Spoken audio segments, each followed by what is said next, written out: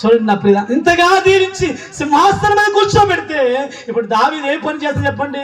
చేయకూడని పని, చూడకూడని దృశ్యం చేసి, చేయకూడని పని చేసి సృష్టికర్తను ఏడిపిస్తా ఉన్నాడు. అందుకే దేవుడు అంటున్నాడు, ఆకాశము ఆలకించుము, భూమి చెవియొక్కము, నేను పిల్లలను పెంచి గొప్పవానిగా చేసేది, వారు నా మీద చెప్పండి, వారు నా మీద తిరగబడతాడు. నా ప్రియ దేవుని బిడ్డగా, దీవించిన తర్వాత దేవునికి దూరం అయిపోతున్నావేమో, ఆశీర్వదించిన తర్వాత మందిరానికి దూరం అయిపోతున్నావేమో, దేవుడు అన్ని ఇచ్చిన తర్వాత ప్రతి రోజు రోజుకు 3 సార్లు ప్రార్థన చేశారు, కనీసం మోకాలు వంచడానికి కూడా నీ మోకాలు వంచలేకపోతున్నావేమో.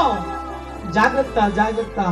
ఎప్పుడైతే దావీదు దేవునికి వ్యతిరేకమైపోయాడు, దేవుడి దృష్టికి పాపం చేశాడు, అప్పుడు బైబిల్లో రాయబడిన చక్కని మాట, అప్పటి నుంచంట దావీదు ఫ్యామిలీలంట యుద్ధాలు మొదలయ్యాయంట. ఒకరికొకరు పట్టలేదంట, తండ్రికి కొడుకు పట్టలేదంట, తల్లికి కుమార్తెకి పట్టలేదంట. మొత్తం ఫ్యామిలీ అంతా యుద్ధ రగడైపోతుంది. ఫ్యామిలీలో మామూలు చేతి కాదు, సొంత కొడుకే, దావీదు కడుపుని పుట్టిన సొంత కొడుకే అబ్షాలోము, నా ప్రియ దేవుడు, తండ్రిని ఆ రాజ్యం నుండి బయటికి గెలిపేశాడు, వెళ్ళిపోయాడు.